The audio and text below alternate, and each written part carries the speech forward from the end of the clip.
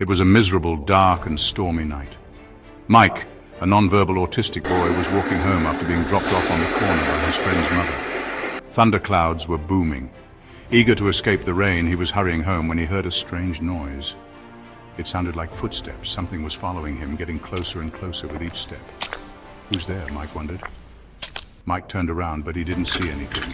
He shrugged it off and kept walking, enjoying the plodding sounds his shoes were making against the water-soaked ground. He couldn't shake the feeling that something was not right. He turned around again, and his heart started beating fast. In the shadows, he saw glowing eyes staring back at him. Something was watching and breathing unusually heavily. Mike's hands were shaking and his heart was racing. He tried to run, but his legs felt like they were made of jelly. With all the willpower he could find within, Mike made his legs work. Mike knew his best chance was to outrun the person or thing behind him, but it was fast. It chased him through the streets. It drew closer and closer to him, knocking over garbage cans with a loud crash and a bang. Mike could hear its heavy, wet footsteps getting louder and louder. This could only mean one thing: it was very near. Mike was relieved to see his house up ahead. He ran as fast as he could, fumbling with his keys, which jingled as he approached the door. Within a nick of time, he managed to unlock the door and slam it, just as the chaser reached him. Whatever had followed him was now standing outside, growling. Mike could hear funny squeaking sounds as it stomped away. The sound of squeaky sneakers faded into the distance. Mike leaned against the door to catch his breath from laughing a little too hard. This was the moment when something strange happened. Mike began to hear tapping on the door. Mike hesitated for a moment before opening the door just a little. To his surprise, there was a monster standing there, looking up at him shyly. Mike giggled. The strange monster looked different to anything he had seen before.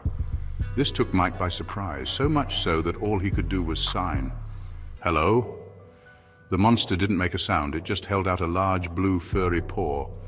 For the briefest moment, Mike imagined himself dressed as a monster and going trick-or-treating on Halloween with what could be his new blue furry friend. And the candy haul would be huge with a real monster at his side. With all the courage he could find, Mike extended his hand. The monster grasped it gently. The creature's paw felt warm and friendly. Mike noticed that the monster had the cheekiest of smiles.